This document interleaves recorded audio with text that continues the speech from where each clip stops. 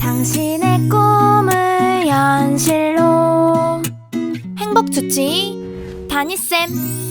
안녕하세요, 다니쌤입니다. 제가 오늘 말씀드릴 주제는요, 땅 알박기 하다 큰 손해본 실제 사례입니다. 알박기 어떤 의미인지 아십니까? 네, 사전적 의미는 이렇습니다. 개발 예정 지역에서 알짜배기 땅을 미리 조금 사놓고 주변 시세보다 터무니없이 땅값을 많이 불러 개발업자로부터 돈을 뜯어내려는 행위. 네, 이 알박기를 잘 활용하면 큰 돈을 또 벌 수도 있지만 이걸 잘못 활용하게 되면 큰 손해를 볼 수도 있습니다. 땅을 갖고 있거나 앞으로 땅을 가질 예정이신 분은 오늘 영상 꼭 보시기 바랍니다.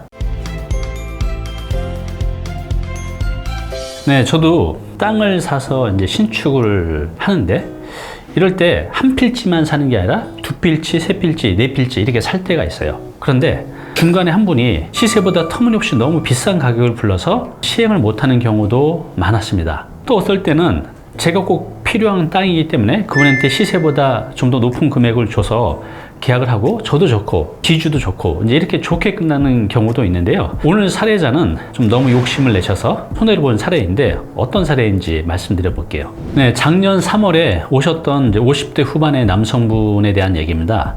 이분은 이제 서울 중구가 지금 땅값이 많이 비싸잖아요. 중구의 주거 지역에 아주 작은 땅을 갖고 계셨어요. 땅이 아니죠. 정확히 표현하면 땅 위에 한 45년 된 2층짜리 단독주택을 갖고 계셨는데 굉장히 작은 땅이에요. 23평. 그런데 인근의 건축업자가 본인 땅 주변으로 땅을 매입하면서 거기다가 건물을 이제 지으려고 했던 겁니다. 당시 시세가 한 3천만 원 정도 됐었는데 건축업자가 3,200을 줄 테니 저한테 파세요 라고 했다고 합니다. 그래서 이분도 그 당시에 이걸 이제 팔고 은퇴 준비를 하기 위해서 이거 팔고 수익형 부동산으로 갈아타려고 하셨던 거죠. 근데 자신이 팔려는 3천만 원보다 평당 200만 원을 더 준다고 하니 얼마나 좋아요. 그래서 팔려고 이제 매매 계약을 하려고 했는데 이분 이제 그 지역에 오래 살면서 그 지역에 공인중개사 사무실 이제 사장님이 이렇게 말을 하셨다고 합니다.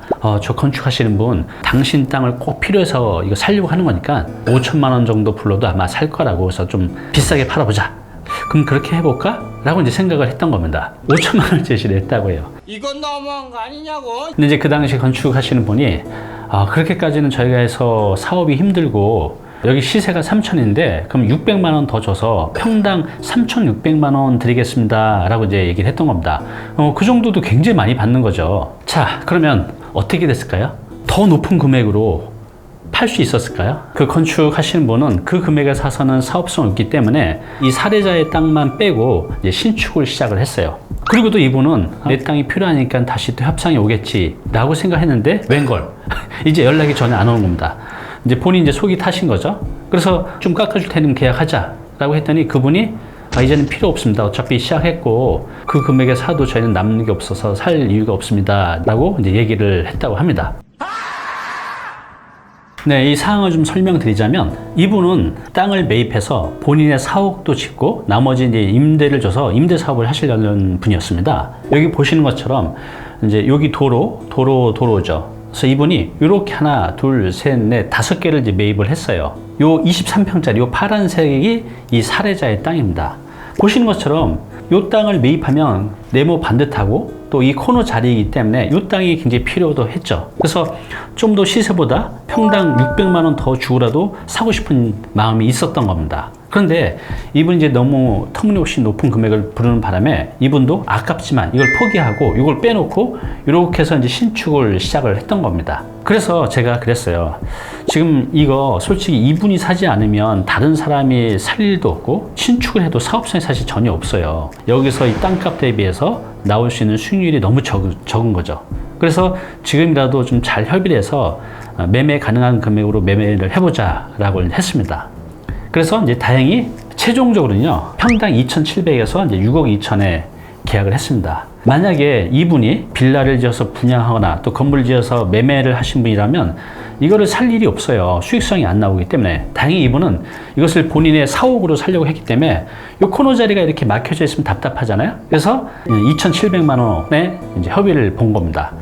시세보다도 이제 싸게 팔 수밖에 없었죠. 왜? 이제 다른 사람이 살 수가 없으니까. 최초 협의한 금액 8억 3천에 계약을 했었으면 참 좋았는데 이때를 놓친 거죠. 그래서 한 2억 정도를 손해를 보게 된 겁니다. 참 안타깝죠?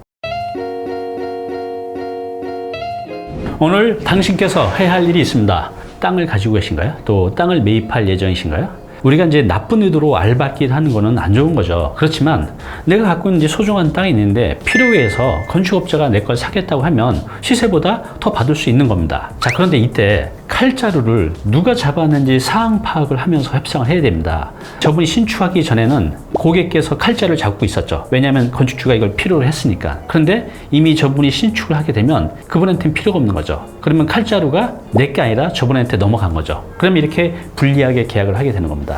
그래서 여러분들이 앞으로도 내가 어떻게 협상을 해야 될지, 그래서 어떻게 실리를 취할지 잘 판단하면서 결정을 하셔야 됩니다. 근데 그 판단하기가 참 힘들면 그때는 전문가를 찾아가서 이 협상을 어떻게 하면 좋을지 꼭 상담을 받아보시기 바랍니다. 네, 오늘 정보 도움이 좀 되셨나요?